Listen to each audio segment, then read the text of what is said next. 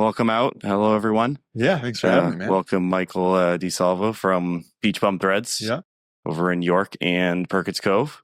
No longer Perkins Cove. No longer Perkins Cove. You guys made a move, right? Yep, downtown Ogunquit. Downtown Ogunquit. Yeah. You guys took over the old mountaintop space over there? Yep. Oh, awesome. Yeah. That's awesome. It's a good move. Yeah. Big shop. It's it's a huge change, dude. It's big shoes to fill too. Like we've already had so many people coming in that just like that place has been there for 35 years. So it's like it's a lot, you know what I mean? It's a big change. Yeah. But it's good. We're excited. That's awesome. Yeah. Mountaintops has been there for as long as I can remember too, and both those down in Ogunquit. So yeah, cool to get someone great to replace them and kind of keep it going down there. So that's awesome. Yeah. And local too. You grew up in Wells, correct? I grew up in Wells school system, but I lived in Ogunquit. So I moved to Wells for my last like 2 years of high school. But besides that, I was in Ogunquit since 4th grade. So yeah, pretty cool. I went to OVS. So that's awesome. Just for 1 year. So I moved here in 4th grade. So I went to OVS, and then the next year is when they stopped it. Yeah. So I could have went 4th, 5th, but I only went 4th and then to Wells for 5th. But yeah, I grew up right on right outside Perkins Cove. Oh, perfect. That's awesome. Yeah.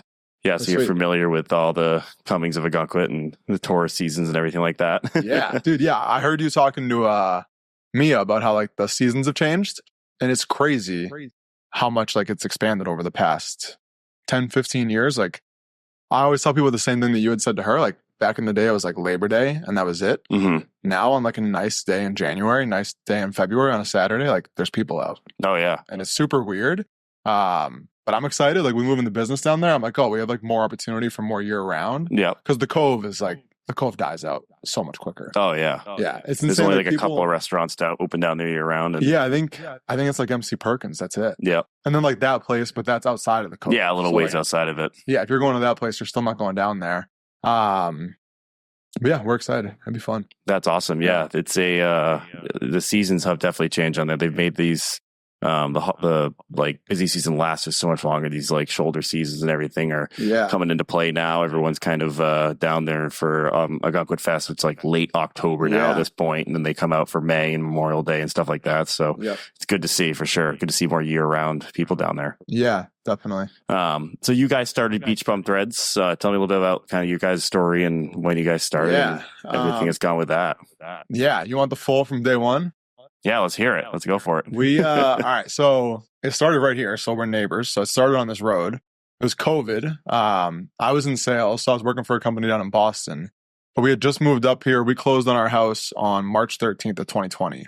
So like I had worked out a deal with the company I was working for because back then it was like full-time in office. Mm-hmm. So I had worked out a deal with them where like luckily I performed well. So I like kind of had some wiggle room where I was like, hey, I want to keep working for you, but I also want to live in Maine. So like can I commute like 2 to 3 days or whatever? And like we worked out a plan. And then I was supposed to start that plan whenever we moved, so like in April. And then we signed the papers March 13th to close on our house. And like it was so early on in COVID that like we all used separate pens. So we were like at the closing, we were like, hey, there's this weird thing going around. Like let's just all use our own pen instead of sharing a pen. And then like the next day, everything locked down. So I never actually had to commute, which was great. But then we moved up here. That gave me a ton of free time. So I was going for a run because like gyms were shut down. So I was like, all right, I'll just start running more. Went for a run and I was listening to all the podcasts. I listened to one, I think the guy's name is Sean Neff. Do you know like Neff clothing brand? Like they used to be in all like the mall shops. Yeah. Oh, is it NEFF? Yeah. Yes. Yeah. I do remember that from a long, I was probably 12, 13. It was huge. It was huge back then. Yeah. So he parlayed that into being like a huge investor for just like a lot of different companies. So I think he had partnered with Sunbum sunscreen, like the lotions and stuff. He partnered with, I think it was like Kendall Jenner or something, and he's like the main investor in that. So I was listening to a podcast on how he started kind of like all of his ventures. Yep. And I heard him say the name Sunbum, and then I kind of just like in my head, I was running, and you know, like when you're running, you're kind of just like alone with your thoughts and like listening to a podcast. So I thought of like Beach Bum, and then I was like, how is there no Beach Bum company? Like I've never heard. I've been surfing for 20 plus years. Like I grew up around like the beach, the oceans, like the surf industry, and I've never heard of a company called Beach Bum. So I immediately went home, looked it up, found that nobody had been doing anything like that. Like there's a couple other, like there was like the Instagram name was taken, like kind of things like that, but like no one's posted on the page for 5 years, you know, kind of stuff like that. And then I went to my wife and I was like, hey, I think there's an opportunity here to like beach bum, whatever we decide for it to be, beach bum clothing, beach bum apparel, beach bum, whatever it's going to be. There's an opportunity for someone to take that name. Like, I can't believe we're in the year 2020 and no one's taken that name for a clothing company. So that's kind of how we started. We put together like a whole little pitch to kind of like show to like different people and see what they thought and like kind of just get some feedback and opinions from people. The feedback was good. So we started working with some designers, local. So at the time, it was a girl, I think she's a teacher now. She doesn't do a ton of graphic design now, but we started with like some basic designs, threw them on t-shirts. The first stuff, even before we used her, I used like Canva art to like test like direct to garment, like print on demand stuff. And it's embarrassing. Like I would never show anyone the designs that we first printed. Like they were so bad. But luckily I have some good friends who were like super willing to help us out in like photo shoots and stuff like that. So we kind of started off from like a very low point, but then once we started testing like the real, like once we got a real graphic designer, started testing some of that stuff online, and got some positive feedback. We were like, all right, this is a real thing. Like we're breaking even right now and there's potential for this to actually grow if we take it serious. So that's kind of how we started. We started with just like an idea while I was on a run and then kind of took it from there. Oh, that's awesome. Yeah. That's such a cool, just like, you know, and this, in your stuff I see all the time and online and everywhere, and your photo shoots are great and everything. It's like stuff that it doesn't feel like it's just like salesy products that you're just selling. They're like a lot of like, you got some of these beach towns, some of these like tourist areas, there's a lot of like apparel and stuff that's like, oh, that's printed for, you know, $4 over there somewhere, that type of thing. And the designs and stuff are unique with what you guys do. I feel like it's more interesting. Exactly. Yeah. So that's kind of like, that was our whole thing, was like originally we started online. So I was like, all right, like let's try and do like some Facebook ads, some marketing. I had kind of played around with that a little bit because my buddy and I had started a podcast, which is like where you and I connected on this stuff. Yeah, exactly. And it didn't work out. So luckily here we are with the same equipment. He actually, Michael actually gave me a major step forward in this podcast idea. I started Seacoast Threads and I was just doing little things with the Big A sweatshirt and stuff. And I wanted to connect more in the town. And we met at we actually met at one of those shows too. At Ogunquit. Yeah. And he's like, I got all this little, like, it'd be great. Like, I got this little equipment we don't use anymore. I'm like, oh my God, that might be a great idea. And then a few months later, I hit him up, got the stuff, and started getting going on this whole thing down here. So, a little fun fact there. It's a little step in the right direction there. A little help from you. Now here we are. Yeah, exactly. So we started it online mostly because I was like, all right, I have some sort of like Facebook ad experience from doing that. And then I started doing all the marketing. We signed up for like, you know, like all those like bullshit courses that are like, pay this digital agency this amount. We'll teach you how to run your own ads and whatever. And like, it's all like, you got to learn somehow, you know? Yeah, so like, you got to learn by doing a lot of that stuff for sure. Exactly. So you lose some money at first. Like I think the first one we signed up for was like $3,000 for a course. Oh my God. Over like 3 months, I think. So it's like $1,000 a month. Oh wow. Which like when you're starting out and have no money going towards it, it's you're a like, lot. It's a lot. Yeah. Cause it's coming out of your own pocket, you know? Oh, for sure. So we did that and like we did break even though. So I was like, all right, if we can just like, did you feel like you pulled useful things from something like that? Yeah. There's a lot of those types of courses out there. Like when I started the marketing business too in the hotel business, you know, I basically just taught myself like a ton of that stuff and just like worked along the way. But I did a few of those courses and stuff. Nothing to that level, but I think you really got to like pick and choose and like, certain make ones. sure you research like who you're working with. And I think just from having like a sales background too and like being in sales, I can kind of tell like the scam artists from people who are being genuine. Because like in sales, that's mostly what it is. Like in sales, like there's a lot of scam artists who just like will tell you anything to sell your product. Then there's people who actually believe in what they're selling you, and you can tell that it's more genuine and like they're honest with you. And like if there was a con about their product, they'll tell you what that con is and just be upfront about it. So I think like that was one of the beneficial things is like I do feel like the guy we worked with was like what he was trying to do was a good idea. Like he was like, I want to do it more low cost because he had a full service where it was like you pay him, I think $5,000 a month and then he'll do everything for you. Oh, wow. But that's like you pay him $5,000 and then you also have to spend ad money. Yeah. Then you have to put on top of that. Yeah. So it's like $5,000 base level. And then like, let's say you want to spend $2,000 a month on ads. That's now you're at $7,000. So we obviously couldn't afford that. So what he was trying to do was like, you pay me $3,000, you get 3 months access, and we start a group. So there's like 10 of you in it. And then we have weekly meetings where like, if one of you wants to pull up your account, we'll dive into your account and then everyone can learn from it. Or like, if you have questions or whatnot. But the problem was is like people kept getting added to the group Oh, yep. So like a month in, questions that the three of us who started with had already got answered in week 1. There are more than being asked. We're being talked about again in week 5. Yeah. So that's like kind of the downfall of it. But so we stopped doing that. And then right around that same time, I don't even know how we found it. We must have been like on a walk down on York Beach or something and found that spot that our first store's in. And then we just inquired about it. Originally, we were trying to buy the space, and like some things happened where we weren't able to. And at the time, we were like, oh, like I can't believe that happened. Like we were so down on ourselves. But then now looking back, I'm like, thank God, because now we're not tied to that spot. Like it's almost like a business lesson there too. Of like at the time we were devastated, but then like we're still there. We're renting it, and like now we have the freedom to be like, oh, a bigger space is available. Great, let's hop. Was your goal always to get into a brick and mortar type of store down by the beach, or you were just trying first just do strictly online? We were trying strictly online. And then the fact that we were breaking even and having that experience where we were like, oh, if we had $5,000, we could pay this guy.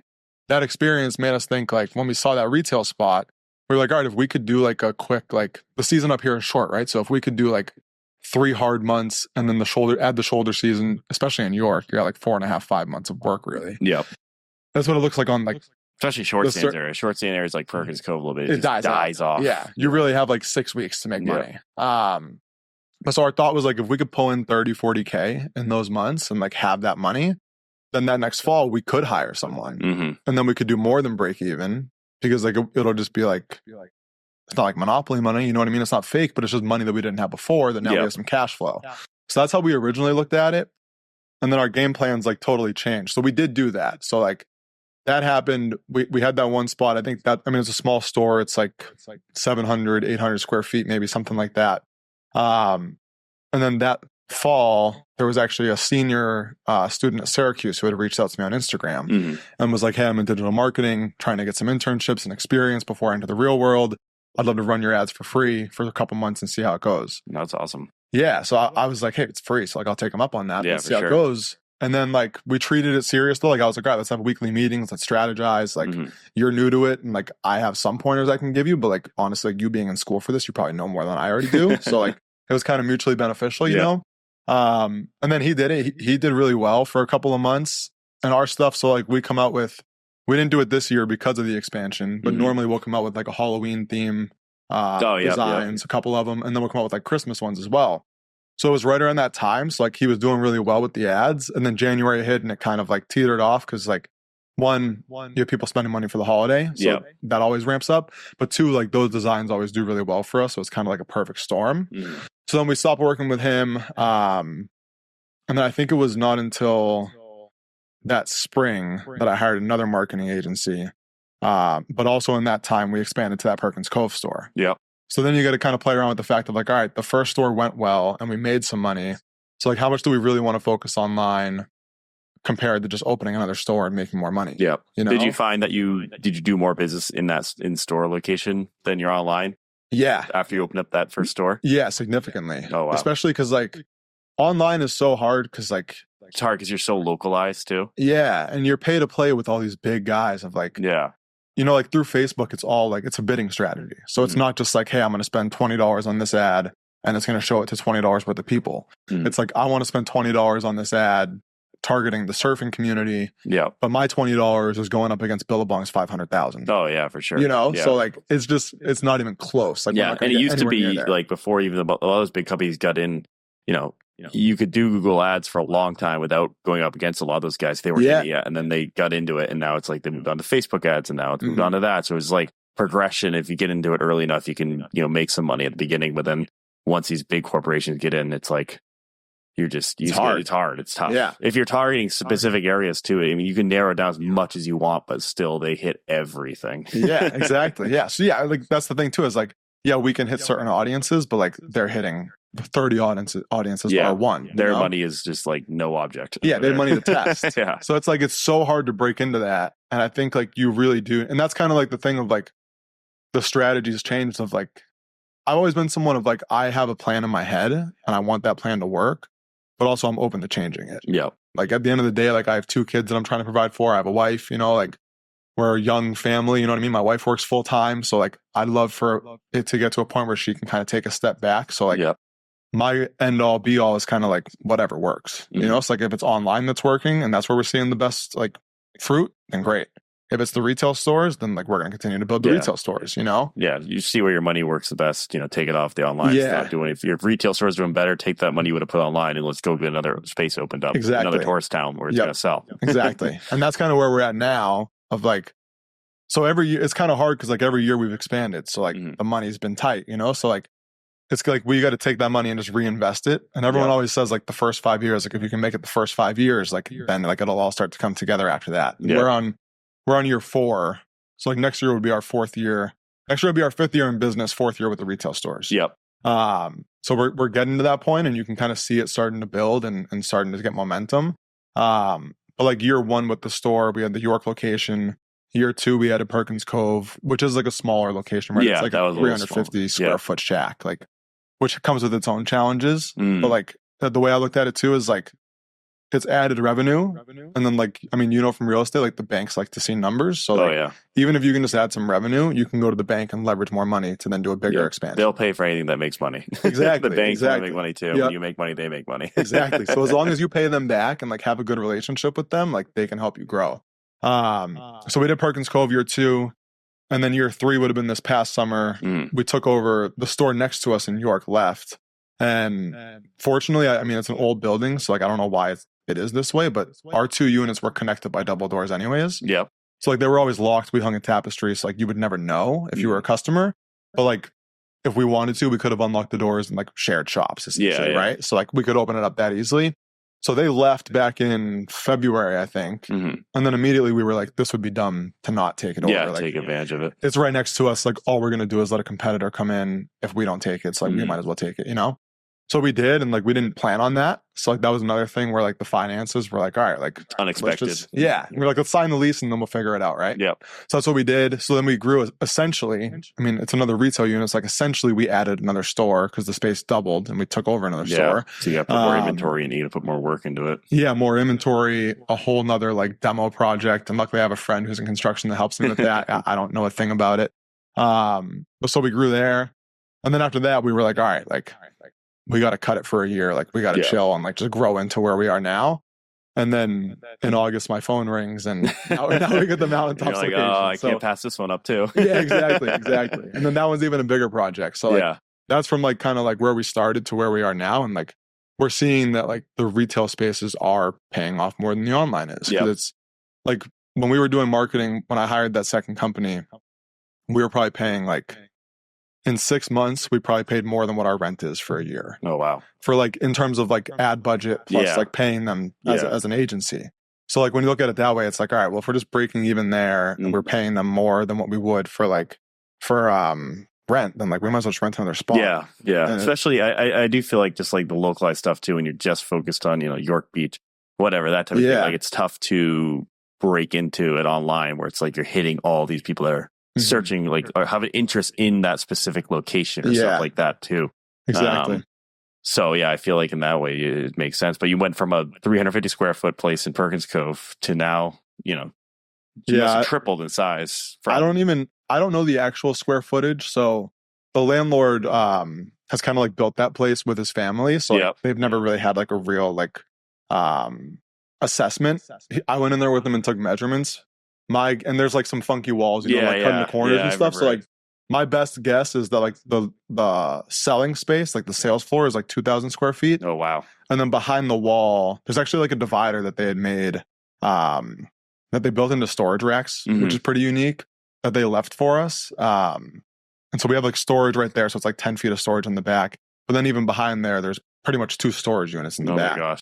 So I think total it's probably around like 2,500 square feet. Wow. So you guys you guys doubled like 2 years ago the space in York. Yeah. And then you guys basically like times 7 the space in Ogunquit too. Yeah. In 2 seasons right there. Wow. So it's gonna be crazy. Do you like make it when something like that happens, do you like make a lot more inventory just to like fill the space in there just to get stuff on the shelves, like get it out in the open and stuff? Yeah. So like right now we moved in. So that's where kind of like the business side comes into play. Like I'm not like it's probably bad to say, but like I don't look at the numbers. Yeah. Like I'm finally starting to this year, but I'm like, all right, I have to like get detailed and like looking at every percentage point. And like now that we're scaling up so much bigger too, like it's kind of easier when you have smaller shops where you're like, it's so small, like the numbers are going to be what they are. And like, you can kind of tweak things and move some products around and stuff, but like there's not crazy major changes you can make to like really impact stuff. Yeah. But then now that we're getting bigger, I'm like, all right, I have to start looking at this stuff more. And so for that store specifically, what we did was we signed a lease for January, but then the owners of Mountaintops wanted to be done in October. So we kind of came to an agreement of like, we'll take over the space in November, we'll cover the rent, and in exchange, what they'll do is leave the space as is. Yep. And I was like, all right, like my math was like, I'm going to spend that money anyways. Like whatever the rent is, I'm going to spend that money on displays if they take all their displays. Yeah, true. And then also I'm going to have to pay someone to come in and like help me hang them. Yeah. And like, it's my buddy who does it, but I like to pay him. Yeah, you gotta like, pay him still. So it's like, we got to have him come in, hang the walls, hang the displays, the slat wall, the grid wall, get all that stuff set up. And so we kind of made that adjustment, but then it was like, I don't have, like, it's the end of the season. I'm not going to go out and build a bunch of new inventory for November, you know, true. But we do want to fill it up a little bit. So what we did was like this table, for instance, like if this rectangle is it, we pretty much cut it in half, moved everything that we could into there. So it's kind of like half set up right now. Oh, yeah. And then we're kind of just doing like a big sale to get rid of whatever we have. So like the whole store is 30% off right now. Some stuff's 50% off. And then in the springtime, we'll open the whole thing up. Open the whole thing up and fill it up. Fill it all up. Yeah, that makes sense. Yeah, because I guess once you get past Crystal by the Sea, it's like... Yeah, it's not worth it. It's not worth filling a whole store up and just having it open all winter long. Yeah, exactly. But so like even with that, we've been meeting with new vendors. So like the stores have always just been our own stuff. So yeah. Like, it's always just our own brand for clothing. And then on top of that, we'll do like gift items like candles, glasses, mugs, that type of stuff, shot glasses. But with such a big space, like we don't have stuff in our brand. So you got to try to find some different vendors to with you guys on that. So we're gonna So we're gonna work with different vendors, and that's been a whole side of the business that like I just have never experienced before. Yep. So like different clothing vendors, different clothing brands. Like, I went to Surf Expo, which is like a huge trade show down in Orlando. Oh, yeah, I've heard of that one. Yeah, and like I went down there not knowing a thing about it. I just thought like, oh great, you go to these booths and like pick up some flyers and like that's it. No, it turns out like people are there writing hundreds of thousands of dollars of business. Buying stuff down there. Yeah. For the stores the hotel company used to work for, they'd send like they had like 6 or 7 stores, you know, like hotel companies, and we'd send like 2 people down there, and they'd be down there with like a budget of like hundreds of thousands. They get all their stuff for the whole year right then and there. They just go to every booth, get deals, like figure it out, make it happen. Yep. It's crazy. So I had no clue. So like I just showed up and I was like, oh yeah, like we're moving into a big store. Like I'm Mr. Big Shot, you know? And then kind of like went up to some of the booths, you know, and they're just like, oh yeah, here's a flyer. Like, here you go. Yeah. And I'm like, all right, cool. They're like, yeah, take a look around. Let us know if you have questions, you know? But then it's like a learning experience. So they do it twice a year. So like I went, learned, it's my first time there. And then we're going to go back in January. So like, then I'll know like, all right, we got to set up meetings with these people. And like, here's who we've already talked to. Now we have to set up meetings with the reps. We have to finalize the orders while we're there. And then like, it's kind of like a whole learning experience, but it's cool. It's new. It's unique. We'd love to get to a point where that whole store is our own stuff, but like, that's going to take years. To do. It's a process. Yeah, for sure. And it's like a balance of going back to like kind of what I was saying before of like trying to figure out what works. Like, I want us to keep the identity like of our brand, because eventually the goal is like eventually continue to do online. And so like I want us to keep the identity of our brand. The stuff we add in, I want to make sure it complements our brand. Like I don't want to take away from our brand. But then in a downtown spot like that in Ogunquit, like you also have to keep into fact and like consideration that like our demographic for our clothing brand is like I'd say 40 and under. Yeah. And that's even a stretch. It's mostly like I'd say like 18 to 25. Yeah. And then jumping into like the 30. But then you also have like in the stores, there's the people like the grandmas who come in and like, oh, my grandson would love shopping this. For their kids and stuff. And kids, yep. But then in such a big store, you got to keep into account like those older people who are coming in. Like, what does the 45-year-old want? Yeah, what does the 60-year-old want? What does the 7-year-old want? And then you got to break that into like men and women. And then it's like, well, the grandmas want to buy stuff for their kids or their grandkids. It's like you got to have toddler stuff, youth stuff, which we've had some of. But then also too, like you gotta have some of the touristy stuff that like I don't like, but like we gotta have. They're gonna like, you know, Because then at the end of the day, it's like, all right, well, like if you're in a 2,000 square foot space, like you can't just sell stuff that goes towards 18 to 25-year-olds. Yeah, which is it must be tough because like I think of your brand, it is a modern, like younger brand, like bright colors, like all these things, but like you think about, especially at Ogunquit too, like the demographic there, there's a lot more younger people going to Ogunquit than ever before. But there's still just like a massive amount of still that population that's over 40, that's over 50, that's over 60, that's coming to these stores. And it's like, what do they want to wear? What are they going to buy? You know, that type of thing. So it is tough for sure, I bet, to balance that all out. Yeah. And that's what we're trying to figure out now. Cause like, luckily, the manager who was working for Mountaintops at that store for 4 years, we brought her on. So she's working for us now. Which I thought like it would be insane to have let her go because she knows that space. Like, she knows it so well. Yeah. She's been there for 4 years as the manager. It would take me 4 years to get the knowledge she has now. So like, let's just cut that out, hire her on. So we're kind of like co-managing the space. Because Mountaintops was so big, right? Like they had a manager for each store, so they kind of ran their store on their own. But with us being smaller, like I'll be much more hands-on, and we'll kind of be like co-managers throughout it. But it's been good having her experience and her expertise of like, here's the types of products we've done before and what's worked, and then I can kind of take that and be like, all right, that's not necessarily the demographic we want to go after, but we can take that same concept of like just the shirt that says Ogunquit, but we can take that concept and put it into something that kind of modernizes it. And gets the attraction of like the 65-year-old man who just wants a basic shirt that says Ogunquit with like a couple waves in it.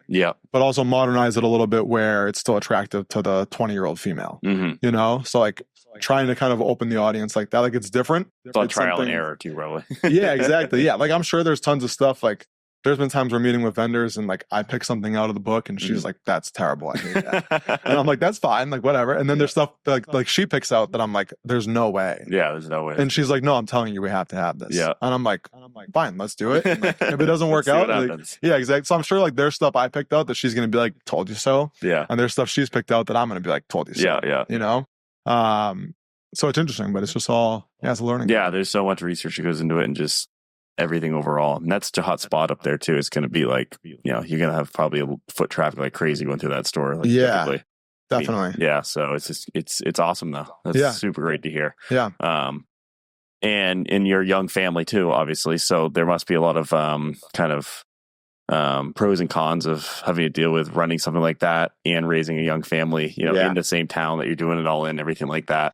Building a business, that type of thing. Definitely. It's kind of a lot. I mean, our kids, like, it's insane. They love the shops. So, like, they'll always come in and, like, run around. And, like, I try and make it fun for them, too, of, like, I always, like, bring them home hats or, like, the toddler clothes. I'm always like, I made this for you. So, like, they think I made it, like, specifically for them, you know? And they love that stuff. And, like, it helps when they're, like, getting dressed in the morning and they're, like, they don't want to put a shirt on. And I'm like, oh, what about the one I made you? Like, with the shark on it. And they're like, all right, so that kind of helps. But it's been a challenge. I mean, it's definitely tough. My wife's a saint. Like there's times where when we first started that first year, so like that first store we had in York, we opened up in like April or May or whatever it was. I kept my full-time job through. You both were probably working full-time at that point. Both working full-time. Trying to run a store at the same time during the busiest season of the year. Exactly. So it was a lot. So I kept my job until I think Memorial Day, and then I quit after Memorial Day.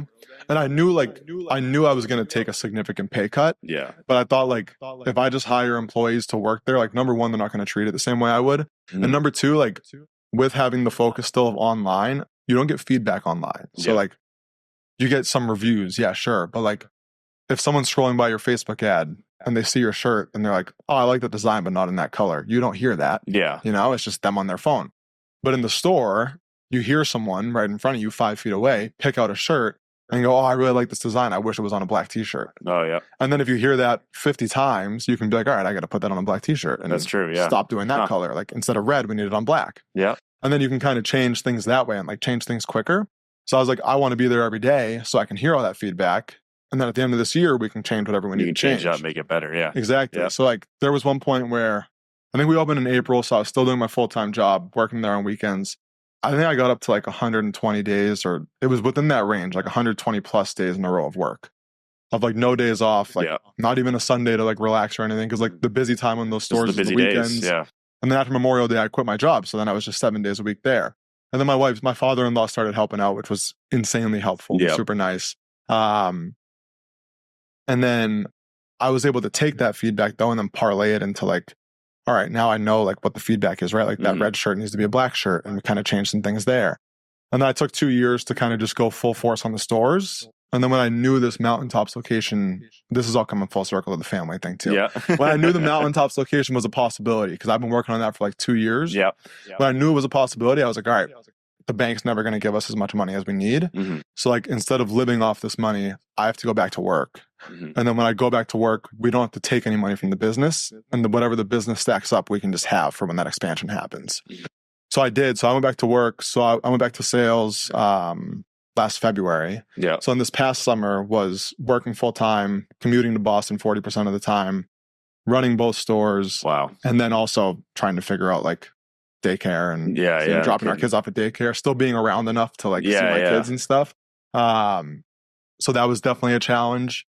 We're getting to the point now where like the expansion happened, and luckily I went back to work because now we had the money and the funds to do it. And then now, like in the next, hopefully no one at work sees this, but in the next month or so, I'm going to quit that job again, and then go back to full time on the business. And then that'll free up a lot of time. So it's like we're expanding, and it's getting even crazier.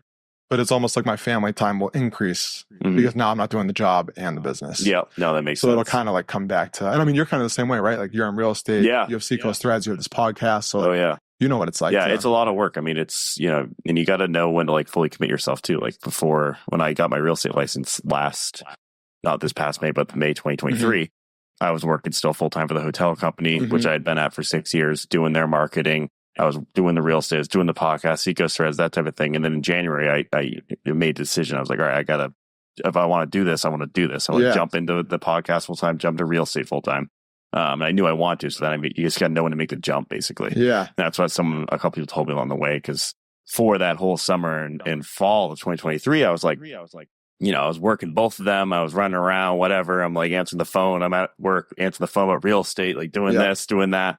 Everyone told me it's like you got to know like when to make the jump. Like when is it not worth like if you put more time into the real estate part of it, is it going to pay off more than splitting your time? It's going to suck at first because you're missing out on like more money and paycheck, that type of thing. It's nerve wracking because you're all like you're investing in yourself really. Like it's all on you to make money. It's on you to go and get that sale done. So it's nerve wracking at first, but like once you make the jump and put all your energy towards that, like it's gonna be rewarded. It's gonna pay off, and it did. They were super right about it. Like everyone in real estate told me that, and I was like, "That's true." I made the jump, and it's been like 10 times better now. Yeah, I see your stuff everywhere, all over town. Yeah, it's great. And you did like that first time home buyer thing, and I did that the other night last week. That was awesome. Yeah, that's the company that I joined, Anchor Real Estate. So I was with Keller Williams first, from last May, and then in September, halfway through summer, I was kind of like, all right, I either got to like find another job marketing because I was going to go find another job marketing, pay a little bit better, or I'm going to do this real estate thing. I'm going to do it. And like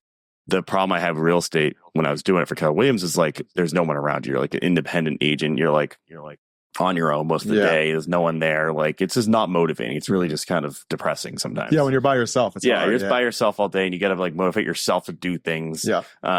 So I knew I was like, all right, I either got to join a team, like a real estate team, or I join another brokerage where it's like, more of a team atmosphere as people around you and stuff. And Anchor Real Estate came about and I interviewed with them. I interviewed with a bunch of people, but they ended up being the best option. They were gracious enough to have me on, and it's been awesome ever since. Great group of guys. They're all locally focused. We do a lot of stuff for charity in town and everything. And they helped me out a lot. I wouldn't be able to, they answer questions all day, that type of thing. So that was the best decision I made for sure, was going to them. And that's what propelled me to be able to go into it full time in January. Yeah. And then you have the marketing background too, which I'm sure helps. And I brought over to them. Yeah. One of the things, like they were a newer company too. There were four guys that had all worked in the real estate industry forever. They started their own company in January of 2023. So they're newer. Yeah. Brand new. They all been at, they worked for Sotheby's for 20 years. One of them worked at Exit Key Real Estate. So they were new, so they needed help in marketing too. So luckily when I came along, just kind of the perfect combination. I started helping their social media and all their Google ads and their Facebook ads and stuff like that. So kind of the perfect combo. They helped me, I helped them, and the work I do for their marketing helps me anyways, because we're all like one big team. Yeah. So it just ended up being the perfect fit and the perfect timing. Yeah. And that's what sweet. A lot of it's about. I feel like, especially when we're doing these different things, is timing. Yeah. A little bit of luck. Making the right decisions. Need luck. Yeah. It all kind of falls into place eventually. For sure. But I think the biggest part was just like you have to decide like, all right, if I do this, like I got to do this, like it's on me now, especially when you're running your small business, doing like sales job, that type of thing. Like it's on you if you want to be successful in it for sure. And it's like, it's hard to like you said, it's hard to know that balance of like, when do you jump? Yeah. But it's so hard. Like when you're in the middle, like when you were doing marketing and real estate, like you can only do so much. So it's like you're putting 50%. You've only got so much time. Both. Yeah. You've only got time towards both. It's like, all right, how much time are you going to put towards this? Exactly. Where's that? You got like two laptops going at once. Yeah, exactly. Exactly. No, literally. And like, at one point, it's like, if I put more times towards this, is it going to pay off more than me splitting it 50-50 right now? Yeah. That type of thing. So it's true. It's if you like something, you need to make a jump into it and you invest in yourself, it can pay off. Yeah, for sure. Definitely. In any small business or anything like that too, any job, a lot of these, and I'm sure most small business owners and even, people that own bigger businesses now will say the same thing about when they were starting out. It's like, all right, I was burning both ends of the candle for 6 months, a year, 2 years, whenever. And I was just pushing. And now I made that jump. And now it's like, it all paid off in the end. But you have to sometimes, for sure. Yeah, definitely. No matter what, we all still do need money. Yeah, exactly. That's the thing. Yeah, you're like, oh, as passionate as you are. Yes, like, exactly. If it's not making any money, you can't be that you know what I mean? Like, you can be as passionate as you want about something, but at the end of the day, you still got to take a little bit of money, especially when you have people relying on you too. You got kids at home, a wife at home, that type of thing. Like, a little easier for me because I don't have wife and kids yet, but that's even more of a tougher thing. That's why I tell so many people, I'm like, do it now. Just do it now. Yeah. Because in 5-10 years, you might not get the opportunity. You might not want it. You might have more risk at it. So do it early, fail early, come out of it and learn.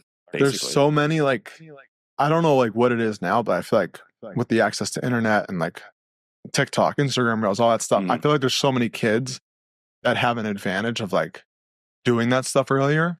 Because like all that stuff's a tool, right? So like if you're using Instagram and TikTok and things like that for like just random videos that mean nothing, then like great, like that's what you're gonna get out of it. And I watch those too. But if you're using it for like their algorithms, right? So like they show you what you like. So if you're using it to like watch clips of business podcasts or look at like different marketing strategies or like different influencers who focus on business stuff, then like it's gonna show you more and more of that.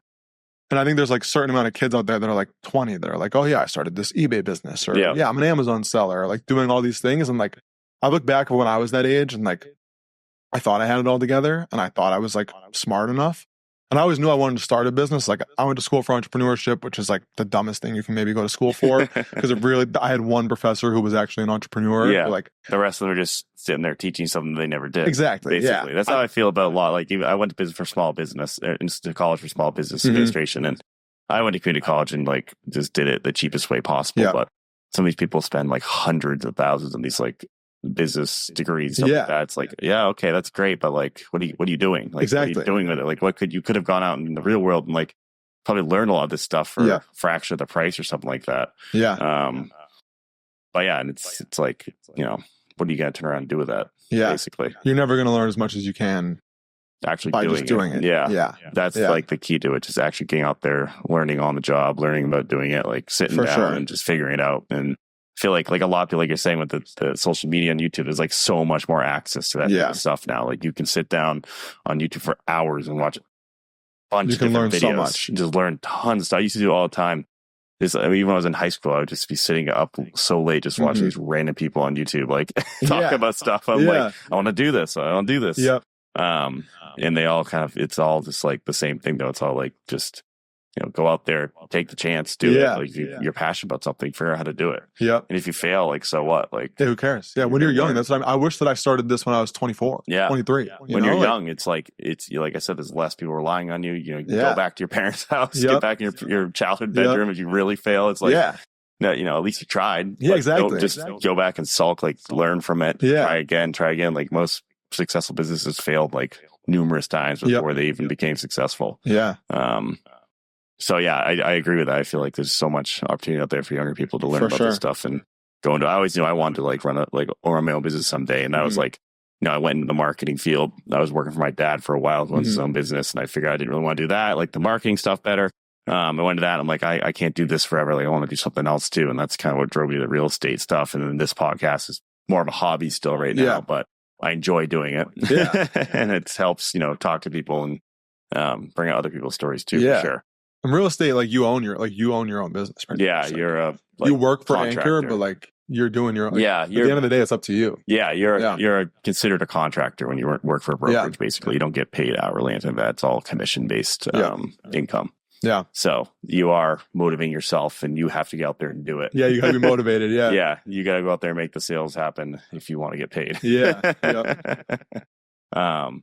So you know, it's tough for sure. Running a small business is not easy. Yeah. Everyone that I've come on here and talked about that have small businesses, which is most people I've talked to, it's all kind of the same thing. It's like, you know, you start something, you're passionate about something, you think about, you know, how you can, you know, grow it.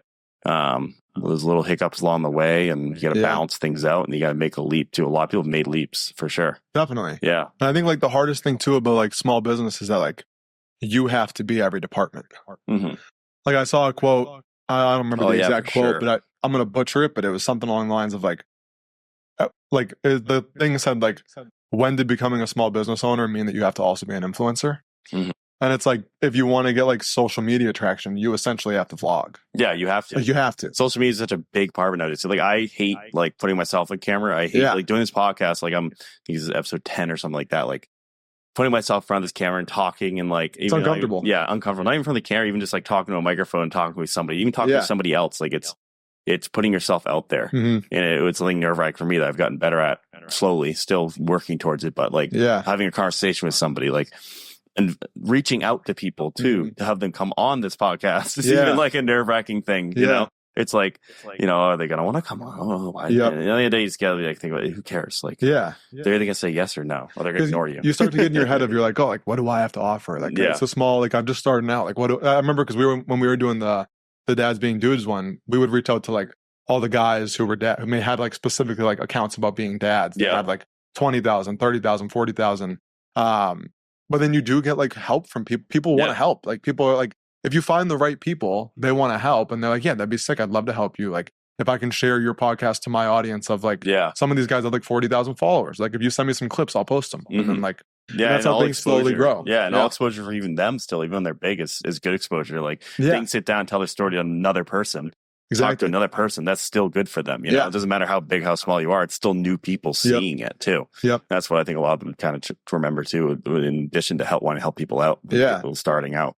But that's like kind of, you know, you have to be a social media like influencer or guru or to like grow a business nowadays for sure. I feel like it's like one of the primary things you want to take advantage of, because otherwise you're missing like a huge audience. You're missing 90% of your audience, especially if you're marketing it towards people that are in their 20s, people that are in their 30s, their 40s. That age groups want to see that. Yeah. And there's, you know, you can even get into 50s. There's many 50-year-olds on Facebook, you know, that's where they all are. So it's like, you got to get into that. And some of like, I've noticed, because whenever I see like another brand that I like, I'm like, all right, why do I like this brand? Like, what about this brand makes me like them? Yeah. And 9 times out of 10, it comes back to like, I like the owner. Mm-hmm. And like, that's what I've slowly realized of like, starting in like January, I need to get like back in front of the camera more of like, because like this past year, like with kind of balancing both, I'm like trying to teeter on that line of like, how do I still run our business with it kind of seeming like I don't run our business, you know, in case like people at work see it, you know? So it's kind of like been teetering that line. So we've fallen off a lot on social media. We're like, instead of posting 3 times a week, I might post like once a month or something, you know? But I think like in the new year, it's like trying to get back to that, because when we're talking about earlier about competing with like Billabong, Hurley, Quicksilver, and those guys who are spending $200,000 a month on Facebook, like you can't compete with them there. But what you have that they don't have is a person behind the brand. Like they have these board of directors. Then honestly, most of the surf companies are all owned by like 2 or 3 major corporations. Oh yeah, for sure. So they're all just parent corporations who like, you think you like Quicksilver more than you like Hurley, but they're owned by the same company. Yeah, probably the same person. Like that's an example. That's probably wrong, but like that's just an example. And the only way they try to combat that is by giving sponsorships to these big time people that like that. But there's a level of like relating to the owner, relating to the person that's like lost there. And that's what I love putting a face to a lot of these like local brands I have on. Like we're talking like Smith's All Natural Leather Balm, Nate, talking Lauren over at Slack Tie Salt. We're talking like Nia over at Good Stock. Like I love putting a face to them and talk to them, because it's relatable to so much of the audience. They love seeing who's doing it. When I went over to Anchor, like that's the first thing I said, like, we're getting all of you in front of the camera. Like You got to post more pictures of you guys because people are coming to do business with us because of you, because of us. They're not coming to do business with us just because we posted a house the other day, you know? Yeah. Like you guys are well known in the community. Your Facebooks you have thousands of friends on your own Facebook, stuff like that. So we're putting you in front of the camera. Yeah. And every post I put out that has a picture of one of our agents or all of us doing something charity stuff at an event, a little reel, just one of the guys doing a house tour, something like that, that gets the most engagement by far of any other post we do. It probably 10x is just a photo. Like everyone's, because honestly, you see a photo of a house, you almost just scroll by it. Yeah, you're like, oh, another house. So, okay, can't afford that. Like, see you later. But if you see like a video of like one of you walking through it, and you're like, oh, that's Derek, and like, what's he up to? Yeah, and then it's like, oh, he's doing a house tour. Exactly. But they're like, oh, let me check out what house he's listing. No, but it's because it's like interactive, and like I listened to a podcast the other day with this. I'd never thought of this or heard of this. It was this guy who's like way up at some video company. There's probably a better name for it than that, but that's what I'm going to go with for now. But he talked about like he runs the whole like video ad department. Yeah, like he works with influencers on like, all right, you have 10,000 followers. Like here's the type of content you can be making to grow that to 100,000. Yeah, like, tries helping them with growth. And he talked about like the only thing he ever goes by is the toilet strategy, which is like if someone is sitting on the toilet, because he had seen a fact that like 70% of people are on their phones while they're going to the bathroom and they're scrolling some sort of social media. Oh yeah. And he's like, and now if that person's in public or even if they're at their house, but like two people are outside the door in the living room, they're not going to watch a video with the audio blasting. So like every video has to have captions because if you're on the toilet and you're in public and you see a video, you're going to scroll right past it. You can't see what's going on. Yeah. So he's like, videos have to have captions. And then he's talking about like where to place the camera just based on like what you want to give the audience. So like if you want to be like eye level with them, like he talked about like he had noticed he did a study where he sat down with people and interviewed them in a booth and it didn't matter the height. The conversation was just better because you're both sitting down and like usually you're eye level. But the second that you stand up, one of you's taller than the other most times. And then like someone feels inferior, someone feels superior 9 times out of 10, like just like psychologically, like not even like no one's thinking like, oh yeah, I'm superior to you because I'm taller than you. It's just psychologically like that happens. And that's why if you look at like in movies, they always use the camera angles. Like when someone's portrayed as like a bully, it's like from the bottom view looking up at them. When someone's like the little nerd getting bullied, it's always looking down on them, you know? So he's talking about that and like, it's like if you just place your camera when you're recording at eye level with you instead of like, don't just like place it on the counter where it's below you. Yeah. Or don't just like place it up here because it's on a shelf and it's going to look at you. He's like, place it eye level and right there, more people are going to relate to you and watch your video. That's interesting. Yeah. Yeah. And there's so many little tidbits that you wouldn't even think about. Yeah. I would never think of that. Yeah. Because like when I started getting more in front of the camera, I just put it on a shelf. Yeah. Like, all right, there's the shelf, there's the camera, and whatever angle I get is the angle I get, you know? And so I just like so many strategies like that are just like come into small stuff and people want to see your face. You know, people they do. Like the person people behind the like brand. the people that are behind the brand for sure. And that's where even for small businesses in small towns like that, it's like even more crucial. Like that's like you are the people that you're in the community every day. You're talking to people every day. Like you're the one that people want to see. It's a front facing business. Like everyone knows who you are. Yeah. So they want to see you. Yeah, exactly. And they're going to relate to you more when they see you on the other side of that camera. Yeah. So yeah, and that's like a huge thing. And then when I was at the hotels, the big thing was you started the influencer stuff too, because it's just more faces. It might not even be just like you, but like it's other people in front of the camera that people know or don't know, but like relate to. Like they like the person. So more like liking people, like influencers, you know, showcasing the products and going to places like at the hotels. That was a big thing I was trying to do, is get more influencers to stay at our hotels. And then they push it, and then people see it, and they're like, "Oh, she likes it. I'll like it." Yeah, that type of thing. Like, "Oh, here's my vacation to Kennebunkport." Yeah, going right there, exactly. Yeah. So it's the more personal, the better. I feel like. Yeah. Everyone wants to, no one wants to just see a picture of a house or a picture of a shirt or something like that. They want to see someone doing something in the shirt. They want to see somebody like walking through the house, that type of thing. Yeah. Yeah. It's just you can dive into it so much. Have you seen those? I'm sure you have. That kid who does the speed tour. Oh my God. Yeah. Oh my God. Dude, those are crazy. Those things are insane. They get so many views. It's insane. Yeah. They get a lot of views. Yeah. Yeah. They are, but that's like, that's his personal, he's in front of the camera and now he's branded himself as like the speed tour guy. Most people know who it is. And I've seen it like, there's some bigger accounts too that do it. Like I've seen where it kind of originates from. Yeah. There's a kid down in Texas that does it. That's like, he like freaking sprints to the house and he looks like a psycho. It's definitely a unique. It gets a lot of eyes on it. Yeah, I think it my personal opinion, sometimes it does take away from the seriousness approach of real estate a little bit. For sometimes, like if I'm thinking like I'm going to sell my $2 million house. Like, do I want a guy that's like, sitting on the toilet in his video, that type of thing? But it's definitely such a unique strategy. And like, it gets people looking at, I mean, I look at the stuff and he posts on the dialogue several times. I'm like, it's like 30 comments on here. That type of thing. It definitely gets a lot of eyes on the product for sure. For sure. And then I think it's like trying to make yourself like get in front of the camera, but then how can you differentiate yourself? Because like he did it by like the speed tour things. There's another woman that I've seen. For sure. Yeah, totally different. It's totally different. People are going to talk about it. Yeah, exactly. Everyone's going to talk about it. There's another woman I've seen recently. She's like, I think she's down in Texas too. She's like a middle-aged woman, real estate. And instead of doing like anything crazy like that, she'll just do like these insane ideas where like the other day I saw one and it was like, here's this house I'm listing, X amount of square feet, X price.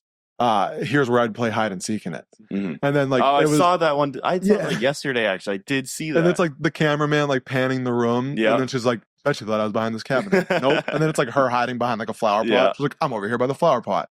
And then like just like stupid. And then like she had the one where like she opened the door to the closet. She's like, bet you thought I was in the closet. Nope. I'm behind the camera. And like it's stuff like that like she's showing you the house. Like you're seeing the house. You don't even realize it. But you're getting more eye. Like, I mean, I'm sure who knows how many of those views are potential buyers, but it's definitely reaching more people. It's reaching more people. That's what it's like, getting creative with it. I applaud one that's doing something creative like that for sure.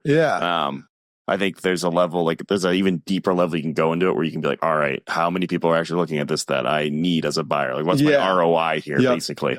If it's just taking up a little bit of time to create these little videos and throw them out and it's not great, all right, but all right, that didn't cost me anything, that type of thing. But the more exposure, the better. We like to say like any exposure is good exposure, basically. Like, incredibly negative stuff ain't great, but like anywhere where you can get more eyes on your product, on what you're doing, the better. Yeah, definitely. Usually.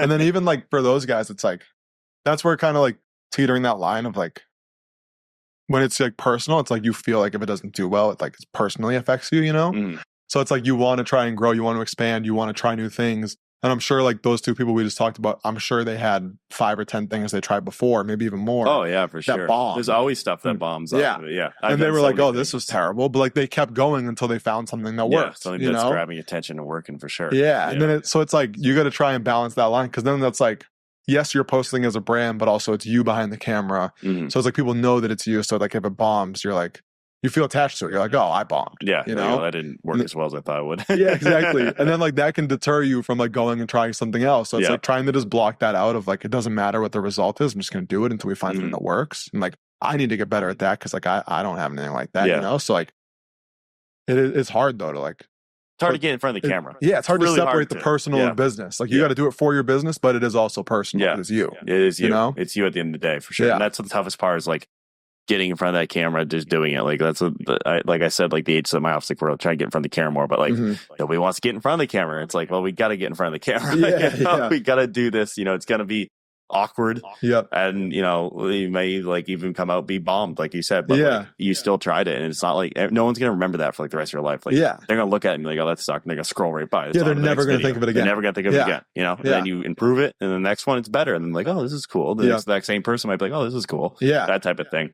We're trying to do more like a little higher production, some stuff. So we're meeting with a media guy tomorrow that's gonna hopefully we're gonna hire to like do a little bit more high like quality home tours. So some of our bigger listings, we want to like get a face in front of it, but we want it to be like, nice B-roll stuff, quality, like, and we're talking over it, like voicing over and stuff. Like I have a limit where I can like professionally edit something. Like I can do some quick reels and throw some stuff together and it comes out like good enough that people scroll through this camera, I'll like it, but there's a whole nother level to it where you can just be like drone shots coming through the air, B-roll through the house, voiceover, a nice script where it's like a nice clean audio, that type of thing. So it's a different application for all of it. I think there's different levels of what you can do. But a lot of the time, just the quick reels that you create on your phone, they work great. They get views. They're awesome. For sure. And that's like, I feel like that's like, so you got to try stuff, and like, that's so like, it varies by industry. Cause we did that same thing like 2 years ago when I hired that second marketing agency, it was like more than we thought so it was like $2,000 a month just to have them on. Oh, wow. And then on top of that, we were spending ad money. So it was like, I think at our highest point, it was working though. They crushed it for like for 6 months, they crushed it. And we did really well with them. we were probably spending like around $6-7 grand a month total with like paying them too and then ad budget. Yeah. So when we first did that, I was like, all right, we need to get like some good footage, like great quality photos. And we did the same thing. We hired someone local to do like drone shots, to do like real product photography and like all that. And I was like, all right, this is perfect. Those ads bombed. Oh yeah. And then like the stuff that I just took on my phone is what did really well. Oh yeah, for sure. So it's like, it's so like industry dependent, because I feel like that's another thing too. Like people get that in their head of like, oh, I have to have high production. Like that's what I did. I was like, oh, like if we really want this to go well, we have to do like high production value. And then we did it and it just bombed. Yeah. And it's all about being able to see those numbers afterwards too. Yeah. Like that's a huge thing in the whole marketing. Everything is like doing something, but then being able to track it, being able to look at see the numbers, see how many like views getting, see if it's converting into sales, that type of thing. And then if it's not, then you got to adjust, you got to change something out, because you're just blowing money into the wind at that point. Yeah, and if it is like, why is it doing that? Like, let's do it better. Let's improve upon it, or leave it the same. Maybe it's great. So being able to see those numbers, like we had the anchor like had a website developer that did their website in the beginning, and they also had a big package, and like the guys at the time were like, let's do the big package, we're going all out, we want to be the best on everything. And then I came in, I looked at a couple of them, like they're not really doing anything. Like it was just like they said they were gonna do some stuff and they just didn't end up doing it. And I was like, this is not like, you guys are blowing a lot of money doing this. So we cut back our pay to them. We hired out a third party individual to do some of the SEO stuff and that type of stuff, and it grew a little bit more. So like it's all about seeing those numbers and like, all right, am I just wasting money here, or is it working? That type of thing. Yeah, you got to be on top of it. Yeah, and it's different important for everything. Like for you guys, like if I have $1 million home I'm listing with you, I want it to be some high quality stuff. Yeah, I don't want you guys in there with your phone. Like, you know what I mean? I want it to be high quality. No, exactly. We treat like everything like that. Like that's like the rule of thumb for us. Like even if we have a $350,000 home we're listing, like we're going with the same guys that are filming our $2 million houses. Yep. And we're getting it all done, and then we're gonna add on to like certain things. We have an ad budget for each listing, like that type of thing. Yeah. We want to be full service is kind of what we go for. Because then even that, like that's a whole marketing strategy in itself. Because like if you got a house for $3, like everyone looks at the market, right? Like every week I'm on Zillow looking at houses in York. Like, everyone does that. Yeah. So like even though like those guys with the $1 million, $2 million homes down by the beach, like they're on Zillow too. And like they're not just looking at the $1 million homes. They're also going to check out the 300, 400,000, see what's around, and like maybe not interested in buying it, but they're going to look at the listings to see what's in town. Yeah, and your first showing is always online. That's what a real is what we say all the time. The first showing for any house, doesn't matter what unless you're a random person just driving by a sign on the side of the road, an open house, you walk in, you look at it. Yeah. Like, and that's very rare. The first showing is always online. Even if you drive by a sign house, you're going to go online and try to find that house. That's what we do. You're going to look at the pictures. You're going to look at the videos. You're going to look at that stuff. So it has to be like the best, because that's where their first impression's coming from. It's not coming from like, seeing it themselves the first time. So that's kind of what we go off of for that, for sure. Yeah. But yeah, it's just super important all around. Sorry, my roommate's coming through. No worries. What's up, man? We get through. No, it's super important, because that person who sees the quality you guys do on $350,000 is like, oh, I want that quality for my home. Yeah. Like, and then you get the $1 million listing. No, exactly, for sure. So yeah, I guess we're about an hour into it, but I want to leave off with, as a small business owner in, York and Ogunquit, for sure, like what do you see in terms of growth, like potential? Like Ogunquit, I feel like is such a great, and I talk to a lot of people like this because I'm from York. I grew up in York, still live in York. I love York. Yeah. Love everything about York, Ogunquit, all that. I grew up in Ogunquit just as much as I grew up in York. I feel like town by town, they've each taken like a different approach to making our tourist season longer. It's like, not just having July and August be the biggest month. Like Ogunquit, I feel has done an amazing job making their town more of a year-round town. They got a great downtown area, which is easier because it's a smaller place for sure. Yeah. Then I look at York and I'm like, York is so busy all the time. People love York, but we don't have like a downtown area that's like busy. Kills me. It's like, I love the village area, but it's like there's not a whole lot going on down there. Yeah. And there's not as much like there's like they have the Christmas parade and that type of thing. There's not like huge events that happen all the time. Yeah. So I love to get like people's perspective on what you think this town, like any of the towns around, need in terms to like grow a little bit.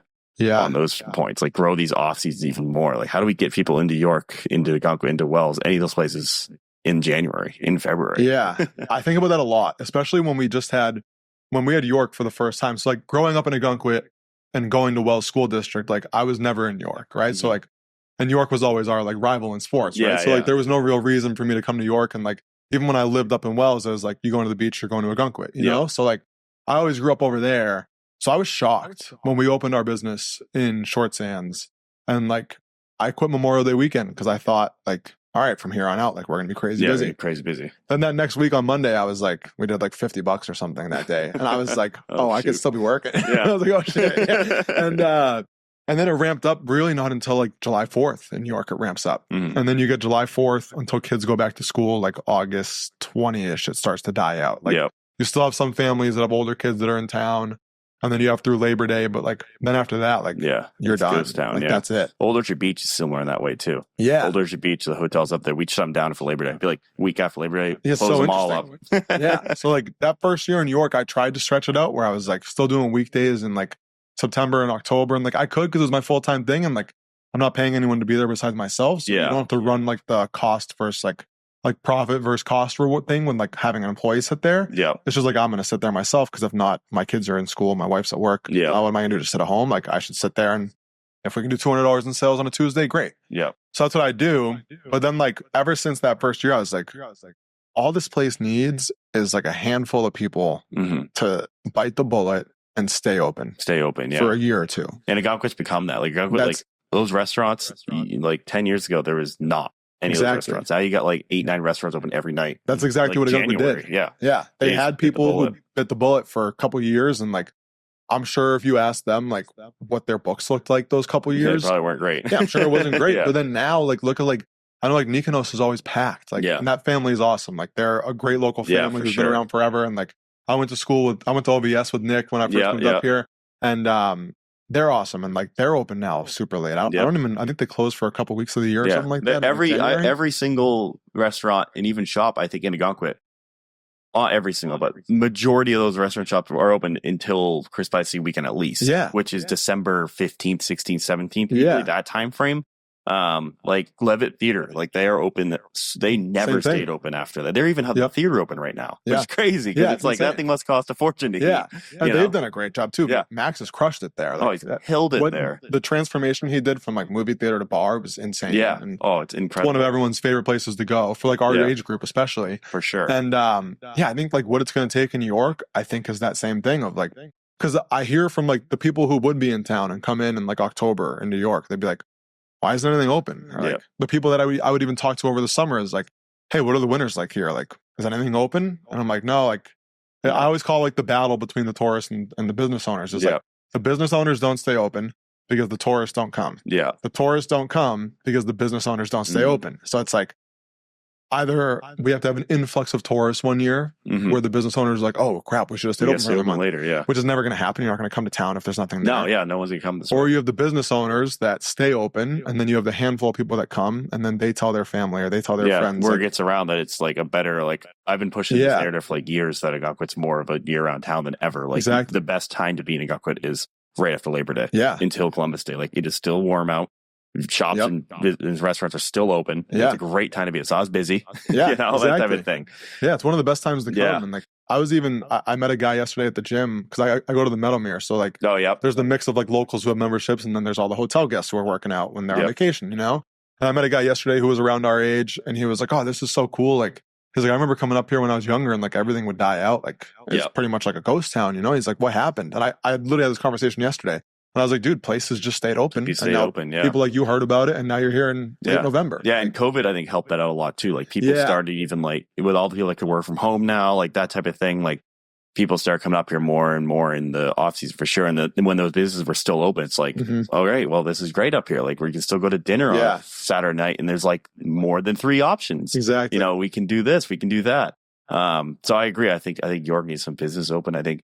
Like, I love the Village area, and they've been talking about revitalizing the Village area for years. But, like, you know, and I think zoning has to do some of it because they do those new condos over right next to the old church there. They've been doing all that work. Like, that guy wanted to put in business frontage there, business storefronts. And for some reason, they wouldn't let him, so he just did all condos. Oh, yeah. But then, like, that's gonna, maybe it'll draw people in, but that's not going to, like, increase. Yeah, it's not going to increase people that want to walk around downtown here. You know, there's great business down there. We got Fat Tomato, we got this all natural leather shop. You got Daisy Trading Post open down there, Bagel Basket. Like, I think there just needs to be a couple more draws to that area and just, like, make it, like, you know, a place where people want to walk around, have a good time, stuff like that. Same as Short Sands. So.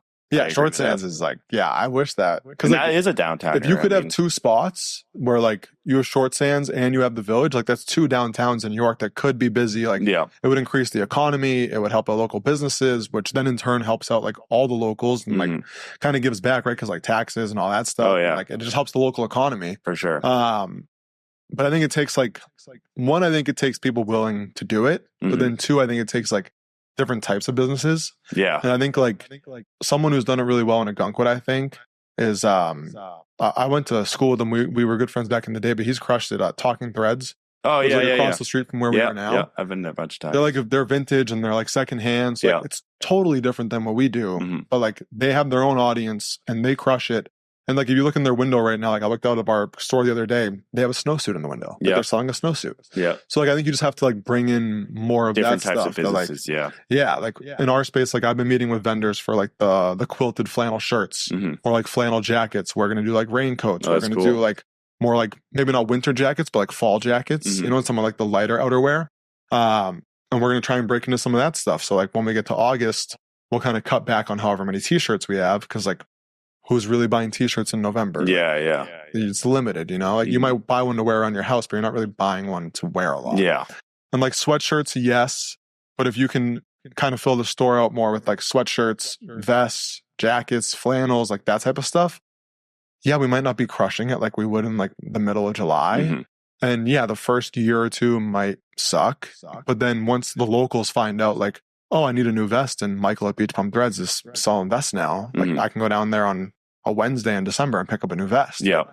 And like I think like it'll take stuff like that and like businesses like that aren't just like, all right, we're a sweatshirt and t-shirt shop and that's all we are. Yeah. And like we close down in September. Yeah, exactly. Yeah. And like if we are open in December, we're still selling t-shirts. Yeah, like, t-shirts. Yeah. We can still have t-shirts, you know what I mean? That's our main business. Like we'll still have them.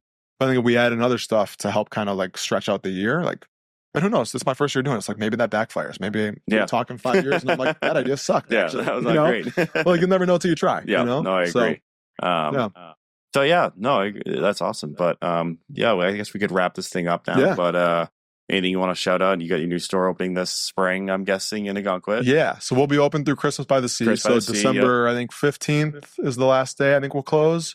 I think that's the Sunday, and then we might do the next weekend again, depending on like if it's a bit sunny out and busy. We might open up the next weekend, so like stay tuned.